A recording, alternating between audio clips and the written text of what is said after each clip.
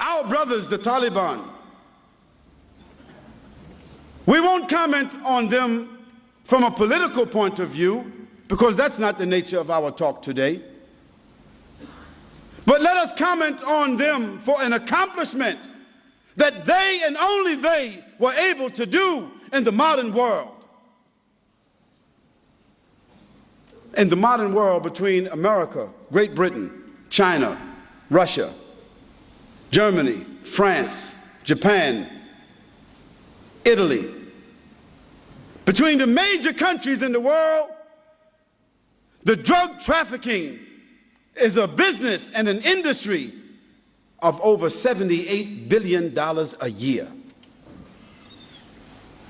$78 billion a year. Can you imagine what kind of industry it is? And can you imagine the tragedy, the disparagement, the disease that drugs have brought in the modern world as a result of this industry? Yet, all of these sophisticated countries have found no solution for the drug problem. In fact, they have chosen to benefit, profit, and regulate the drug traffic because they are unable to stop it.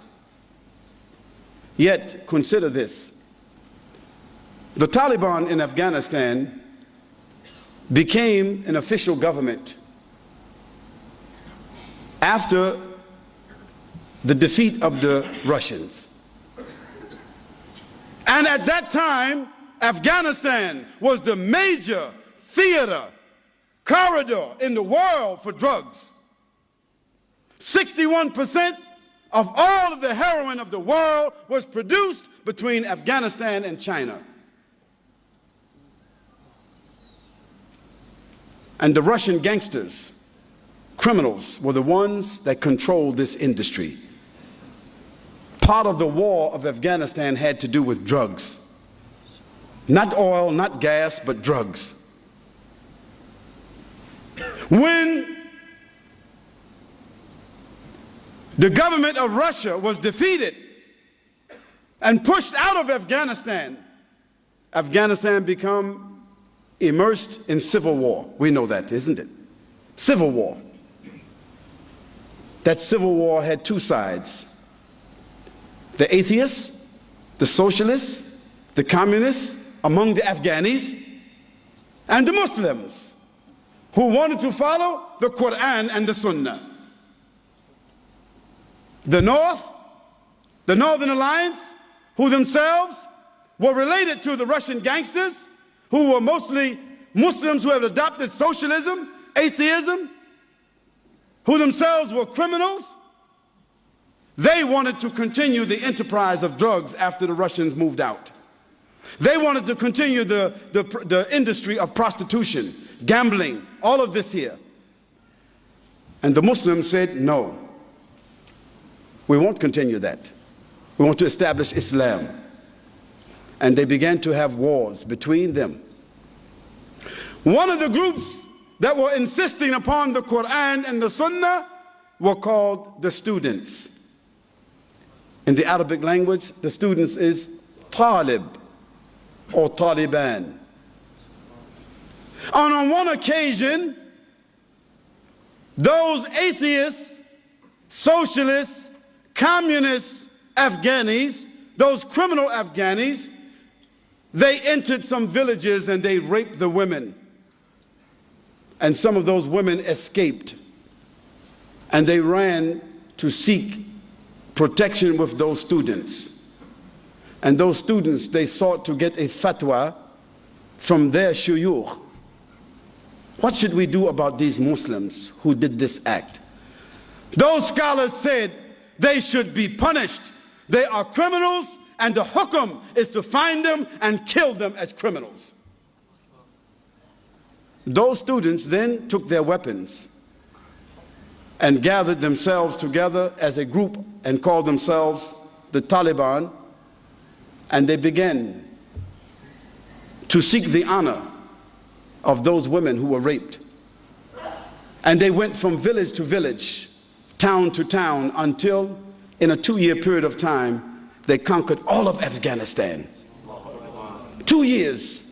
They conquered all of Afghanistan except only 19%. 80% of Afghanistan they conquered in 2 years. Who were they? They did not have sophistication. They were walking, riding donkeys and horses, fighting on foot, fighting for the honor of their women, for the honor of their country, for the honor of Islam. And in 2 years' time, they subdued the entire country. Of course, they were not sophisticated in their knowledge. They did not have universities. They did not have institutions. Even in most of Afghanistan, there was not a standing hospital. But they established what they called the Islamic Emirate of Afghanistan. The only standing Islamic Emirate in the world at that time. Yes, they were ragtag. They were not sophisticated. But they had honor and love for Allah subhanahu wa ta'ala inside their hearts. And we don't know, as Muslims, we don't know any connection with the Taliban to September the 11th. So let's be clear about that. We don't know, we don't have any evidence or any proof that they had any connection to that, except that they would not give up their brother, Osama bin Laden. We don't make any comments about what happened because we don't know. But we don't indict people without evidence. And we certainly don't indict a country because someone is living there whom someone else feels is indicted. But let me get back to the issue. Afghanistan came under the rule of the Taliban, and they were faced with a challenge. What are they going to do with the drug industry which they found in Afghanistan? The Taliban made a decision. From a point of honor, from a point of morality, a point of dignity and decency, from a point of Sharia, they could not support and allow drug trafficking to exist in Afghanistan. So what did they do? They began to punish those who held drugs, those who sold drugs, and they began to imprison those that used drugs. Then they gave an option to the farmers who were the growers of poppies in Afghanistan, the major crops for drugs, isn't it? They told them, we will give you the land where you are growing the poppies. You take the land, but you must grow another crop. You must grow a different crop. But if you don't grow another crop, then we will bury you on that land. That's the only option they gave them. In a year and a half after the fatwa came about this issue, a year and a half, the drug trafficking and the growing of drugs and the manufacturing of drugs in Afghanistan was 3%. How did an unsophisticated group of students, without government, without sophisticated institutions, how did they do this? How did they eliminate an industry which represented 61% of the source of drugs in the entire world? How did they do that? They did it from their iman. They did it because they were affected by the Quran. They did it because they were affected by the behavior of Muhammad sallallahu alaihi wasallam.